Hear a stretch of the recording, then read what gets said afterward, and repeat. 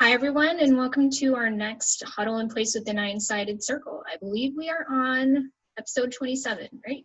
I think so. Yeah, okay. This can be episode 27. This will be episode 27. So it is April 20th.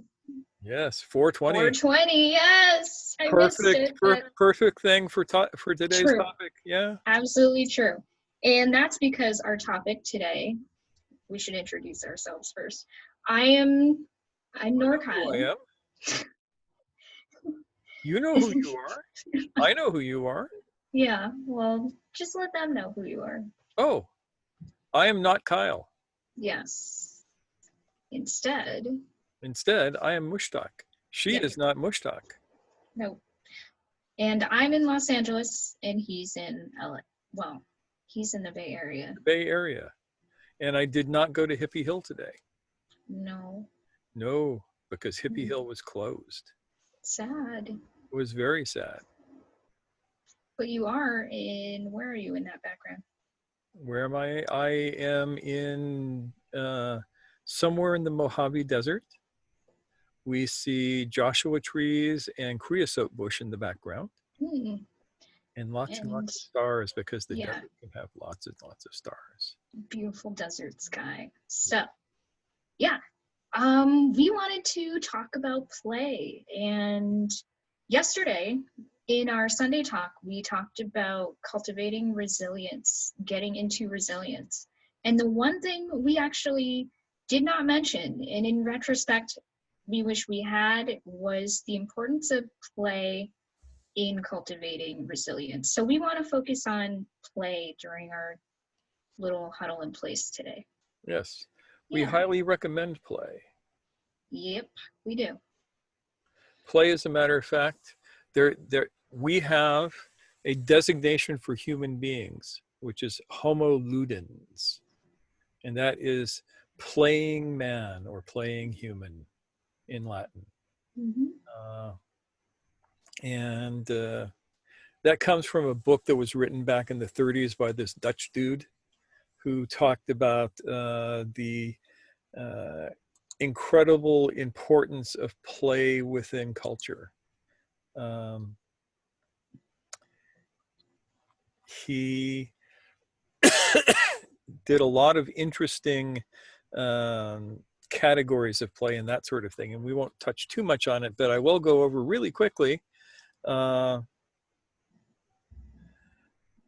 give you a quote from him. He says, "Play is older than culture. For culture, however inadequately defined, always presupposes human society, and animals have not waited for man to teach them their playing."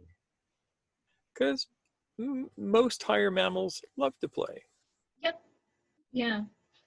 I was just watching this video of what I believe is a domesticated fox and a domesticated skunk, probably someone's pets, but they're in a yard behind a pool and they're just chasing each other, taking turns, chasing each other around a bush and scampering across the yard. And it's hard to read a skunk's body language, but the fox is absolutely having a good time and means no harm. So It's just really fun to watch that kind of stuff.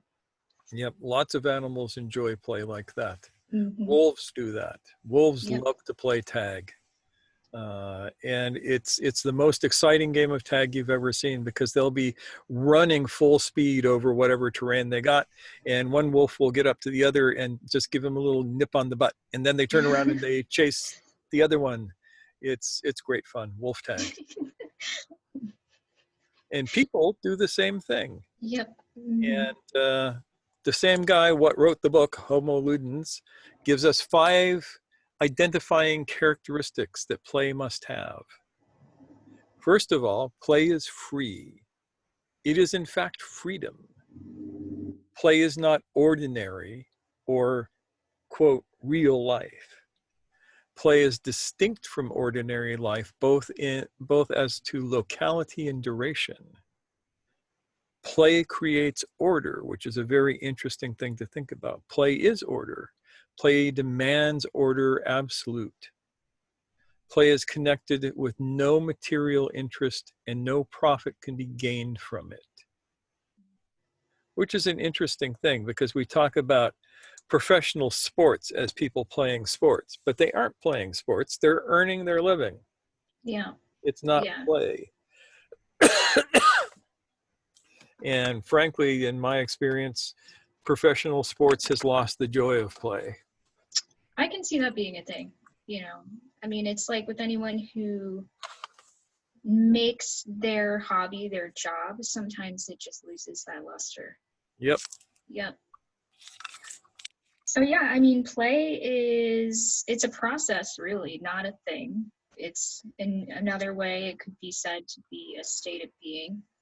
Mm-hmm. It's purposeless, it's fun, it's pleasurable, and it's needless.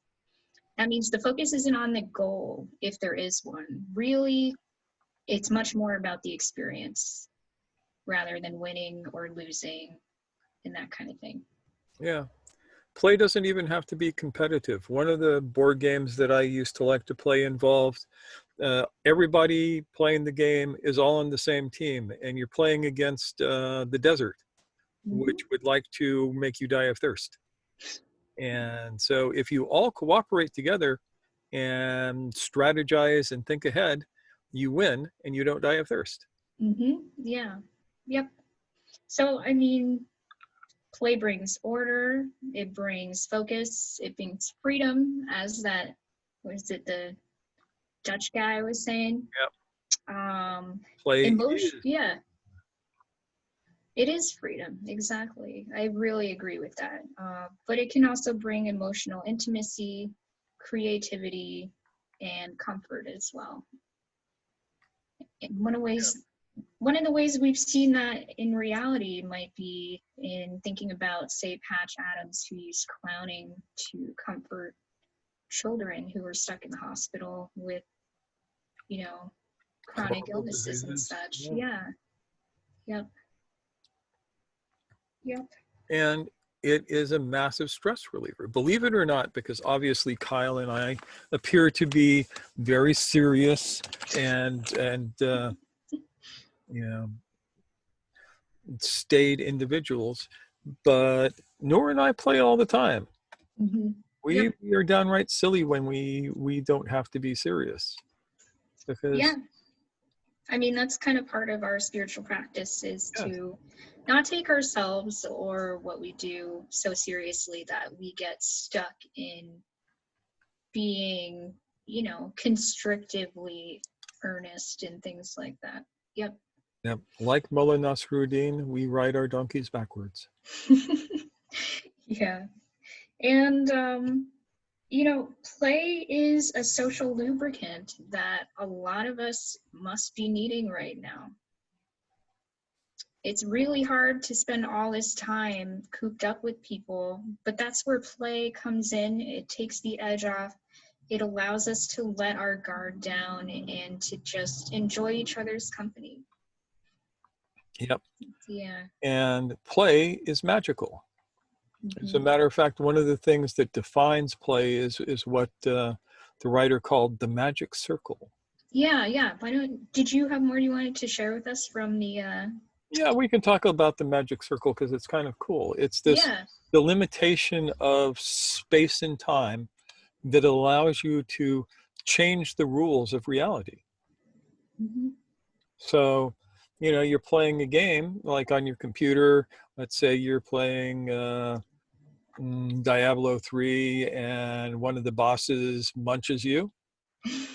Because of the rules of that reality, you get to respawn. Then you have to get all your loot back, but Yes. Yeah, I mean, I've been going through the same thing playing Minecraft and stuff. And the perimeters are similar in that I do have to follow some rules, but beyond that, it's my sandbox. I can do what I want within those parameters. yep. And I really enjoy that. And so, our recommendation to you, dear listener, all three of you out there, is that you find ways to play together. Yeah. Mm-hmm. Doesn't matter what, doesn't matter how, you don't have to win. Winning ends the game. So, It does, yeah. I mean, it could be as simple as like, you know, pretending your dog is talking and making funny voices for them. I mean, it's things like that that can make people just crack up and have a great time. So, Yep. yeah. So play, laugh, have a good time, be silly, wear a flower pot on your head, whatever it takes. Yep. And if you're at a loss for, you know, ideas, think about what you enjoyed as a child. How might you be able to recreate those types of experiences in the now? Think Yeah, about that. get some masking tape and set up a hopscotch grid in your living room. Yeah, make a pillow for it. Yeah. I mean, this is a perfect time for that, right? Because it's not like you're going to be having anyone over to see how messy your apartment is. So go all in, enjoy it, have a little adventure. Yep. It will make you feel better. Mm-hmm. And Yep, we all need that right now. we do. And this will definitely help you feel more grounded, feel more safe, and just have a good time. Yep.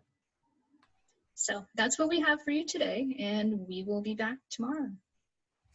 Take care, folks. Take care.